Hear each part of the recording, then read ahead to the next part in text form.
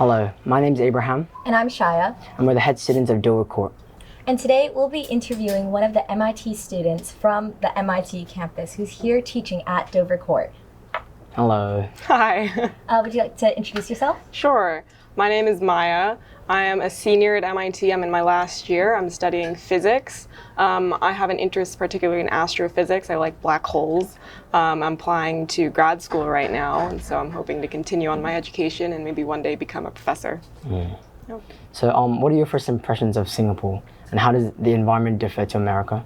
Oh, it differs in so many ways, but also America is a very diverse place. You know, there's lots of different regions.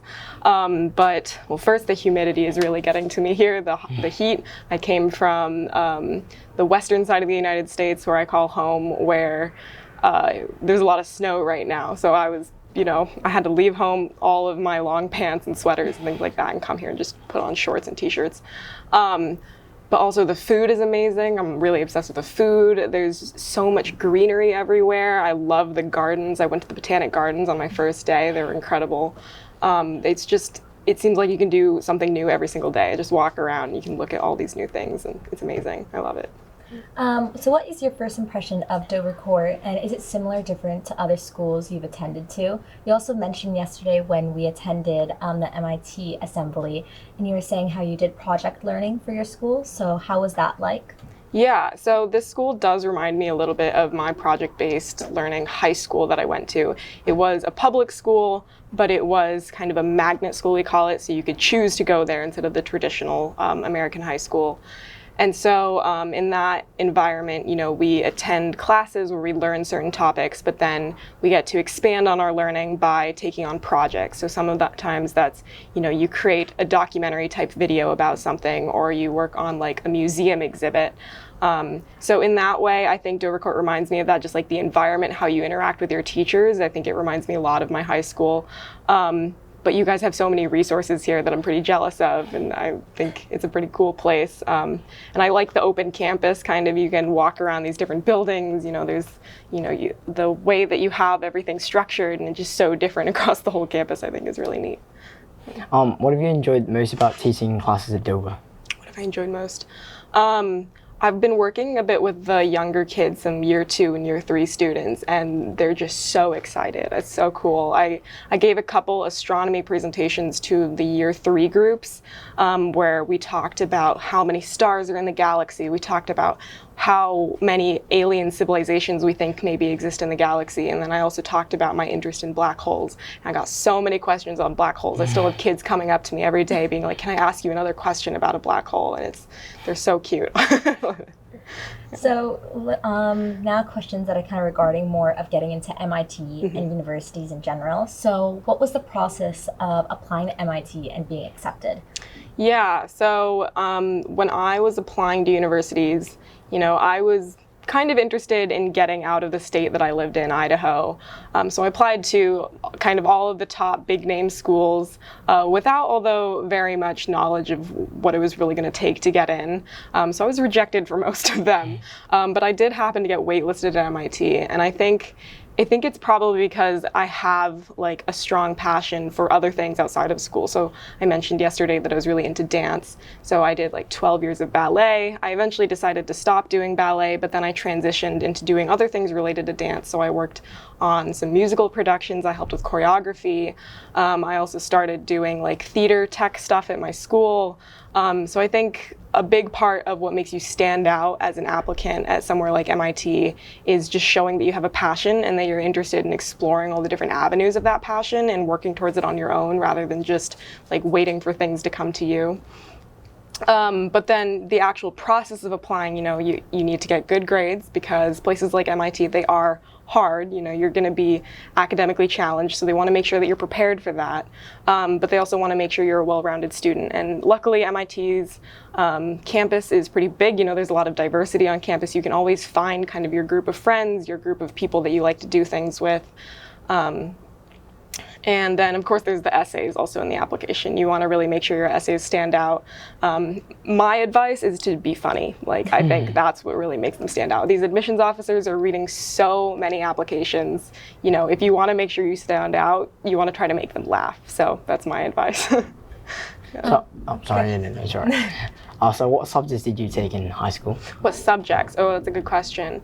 So in America, we have these advanced placement classes. They're like college courses, but for high schoolers. And so you take them through the whole year, you study, and then you take an exam at the end. So my school offered a few of those in the sciences. So I was particularly interested in the advanced placement physics class. There's a couple different levels of physics. My school only offered the first one. There's also advanced placement chemistry. So those are a couple popular classes that I took. And then there's some other ones that I was interested in, like, or there was AP calculus, so math courses. So I was definitely more focused on STEM, but there's also, my school offered a lot of different electives. So, I could take things like photography and one particular class was called human geography, and you learn about like why civilizations exist where they are and how their communities developed. And so there was some room for us to explore, but I was definitely interested more in the sciences. Yeah. You mentioned earlier about being into like dance and theater. Do you have any favorite musicals? Because we've got a lot of drama students at this school. Yeah, I'm actually working with the dance CCA instructor right now, and I've been helping them practice a little bit. I haven't started with their musical production of Peter Pan yet, but I've been doing something with that. Favorite musical, that's a hard one. There's so many good ones. I'm a big fan of Mamma Mia. I really enjoy that movie. But stage musicals, I saw the Mean Girls musical on Broadway, the one that just came out as a movie. It was pretty good.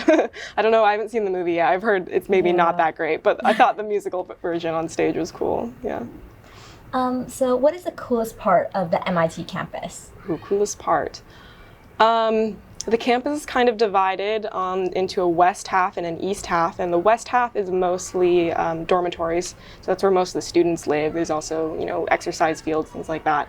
But the east half is where all of the campus academic buildings are. And underneath all the buildings, there's this really big network of like tunnels, we call them. It's really just basement hallways, but you kind of go into them and you feel like you're lost because you can't see anything. There's very few markers, but you can get almost anywhere on campus using these tunnels that go underground.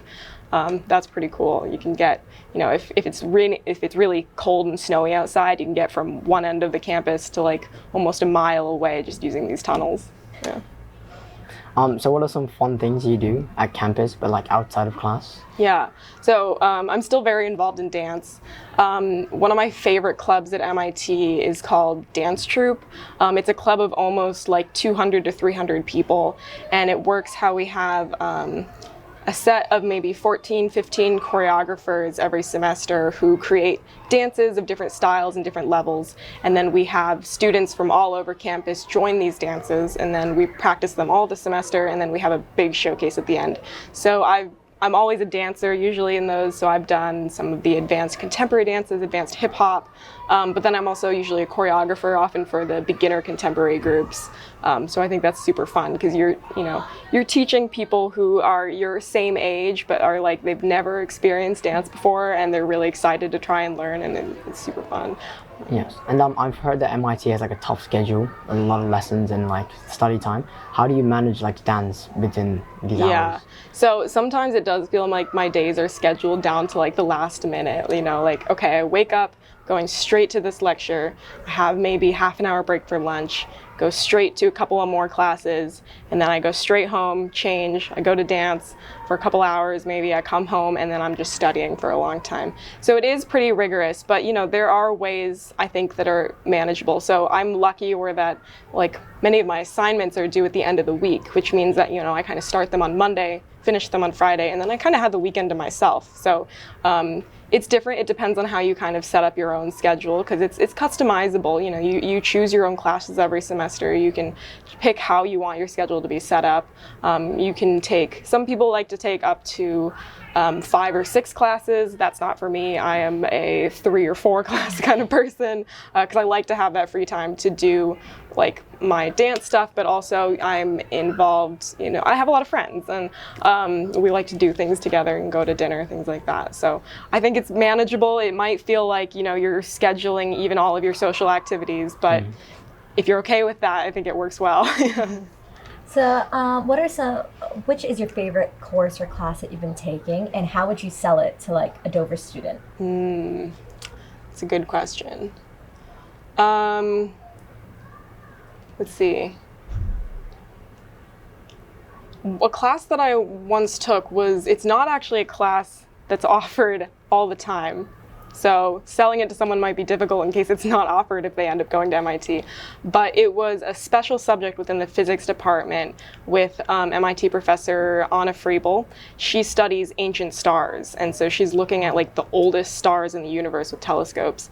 And you do that by looking at their chemical makeup, and if they have less metals, we think, then they have a better chance of being born in the very early stages of the universe. So I took this class with her where we were given like a star. We were assigned a star, and we were given data from the star, and we had to analyze it and try to figure out like how was it formed in the universe. So the star that my partner and I had, we think that it was formed from a supernova of an other original star, and then also it combined, I think, with a neutron star, and then it's currently floating kind of in the halo of our Milky Way. So it's out there somewhere, but it's super, super ancient. That was super fun because it was kind of a real world experience of actually doing research in the classroom, and you have this guiding hand, but you also feel like you're actually doing something. Yeah, that was a cool class. How would you explain like the MIT environment? The MIT environment. Oh, well, it's so different because there's so many different groups, you know. You do kind of end up running in the same circles, I'd say. So, you know, sometimes I'll enter like some of the dining halls. I usually don't eat at the dining halls because I am a part of an independent living group of all women, and we all kind of live together, we cook together, we eat together. So most of my friends are there, but sometimes I'll go to the dining halls and I just walk in. I'm like, oh my gosh, there's all these people I haven't seen before. Like, I didn't know you went here. Who are you all? Because you do kind of end up, I think, running in many of the same circles, but there's just so many different like communities of people on campus. Yeah. What is the coolest or most proud work that you've produced, and what did it do? Ooh. My current, so most students on campus at some point in their MIT career end up doing undergraduate research. So you're kind of paired with a professor or faculty member, and you help them in their lab, and you know, hopefully you kind of get something out of that. Sometimes, you know, you're just a code monkey and you're, you know, writing code for them. Other times you're actually doing kind of your own research and trying to produce results. So I'm currently working with the MIT LIGO lab. LIGO stands for Laser Interferometer Gravitational Wave Observatory, and they study black holes. And so they have these super big observatories in the US that are designed to detect gravitational waves. And I'm currently working on a sensor that's going to go into one of these observatories.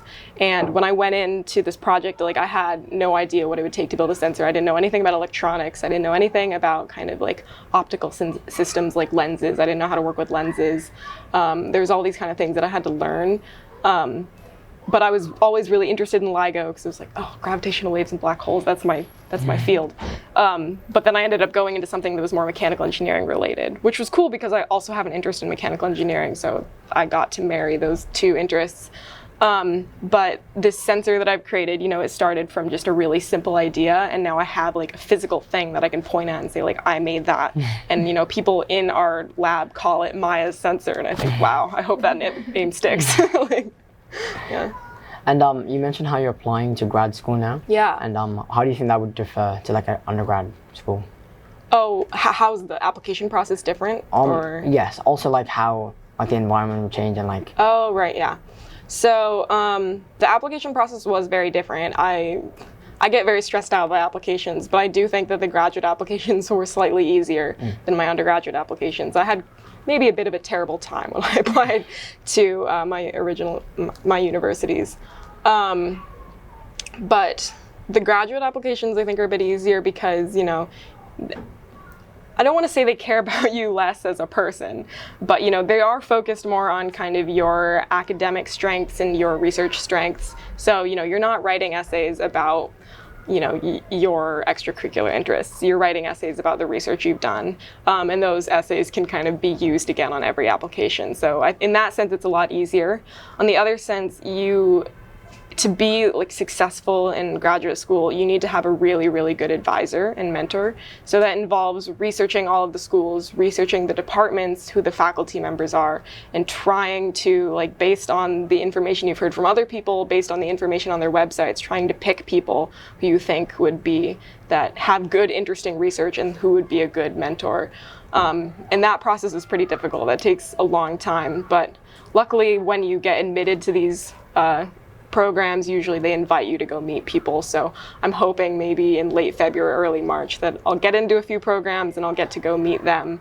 So I think that's good, because I think usually at an undergrad university, you get out of it what you put into it. So, you know, you can really go anywhere. You can get kind of the same experience that you would at MIT, as long as you kind of build your experience yourself somewhere else. I don't know if that's really as true in grad school, because it's so dependent on the people that you're working with. But I think in undergrad, it's easier to find more people. When receiving your university applications, and if you got in or not, what advice do you give to people who are going to soon be getting that, and if they don't get accepted into the school they want? Yeah, it's a very stressful thing to think about, I understand. I just have to say, though, that there's like so many qualified people. Like MIT, we think of it as like the top of the top, only the most academically rigorous people can get in. But it's the actual truth is that so many people could succeed at MIT. Like, just because you didn't get in does not mean that you weren't smart enough. Like, it doesn't mean that at all. It doesn't also mean that you weren't interesting enough. You know, they just have so many applicants from so many qualified people. It really just comes down to a numbers game. So if you don't get in, it doesn't mean anything about you. It just means that they just had to, you know, reach in and grab whatever qualified people they could get first. You know, there's just so many applicants who are all outstanding, including, you know, you guys. So yeah, it's a hard thing. You know, I faced many rejection letters, and it did definitely put me down a little bit. But you just have to remember, like, yeah, you can really go anywhere. You can get kind of a very good education and good experience anywhere, as long as you put into it what you want to get out. So yeah, it's stressful, I know. It just, you know, you try to think like, you know, you have more opportunities in the world. You know, if you want to go to grad school, that's great. You have more opportunities to apply and get in somewhere else. And, you know, maybe you could even end up at one of these great universities and decide you don't like it. You know, I know some people at MIT who kind of wish that they had gone somewhere else, you know, so nothing's ever perfect. You know, you just hope for the best. Yeah. And lastly, you said how you were waitlisted for MIT at first. Yeah. What does it mean to be like waitlisted at a university? Yeah, okay, so when you're waitlisted, all of MIT's regular decisions come out on March 14th, Pi Day. 3.14. Yeah. And so on that day, I opened up my response and it told me I was waitlisted. So what that means is that they admitted a certain number of students, but they don't know yet if all of them are going to accept, right? Because some of them are also probably going to decide not to go to MIT. They're going to go to another university that they're accepted into. So after they find out how many of those people have accepted, maybe they have a few open spots. And so then they'll relook at all the people on their wait list and choose a few people for that spot. For those open spots that weren't filled in the first round. So I was waitlisted at 3 universities actually, and I got into 2 of them, which is actually pretty rare, I think. It's not very common to get off a waitlist because usually, well, they don't have very many spots. I think my year there were maybe 13 open spots. But usually when you get waitlisted, you also get the opportunity to send them kind of a follow-up letter. It can be like another essay. Usually they'll ask, you know, to make sure that you're still interested, first of all, that you want to stay on the waitlist, and then also they want to know if you've done anything cool since you first submitted your application. And when I got waitlisted and wanted to send in this letter, I was really stressed at school at the time, and I happened to be speaking at my graduation. We didn't have a valedictorian. It was just my high school allowed anyone to apply if they wanted to speak at the graduation. So I happened to be speaking with a few of my friends, and I was working on my draft of the speech. And so for my interest letter, I just said, I can't talk right now, I'm really stressed out, but here's some work that I've been working on, and I just submitted that letter. So I think and I think the speech that I wrote, I was trying to be funny at least. So I think I kind of stood out in that way, and that's probably why I got taken off the wait list. But yeah, I would say, you know, if you get put on a wait list, that's great. First of all, that means that like you're as qualified as any of the other people who already got admitted. But then you also have to remember, like, you know, there's a pretty good chance you're not getting off. So just, you know, take a risk, I would say, if you're in that situation. Yeah. Well, thank you so much for taking the time to allow us to interview you. It's been really great getting to know you and all the work you've done. So enjoy the rest of your time in Singapore. Yeah, thank you. Thank you so much. Yeah.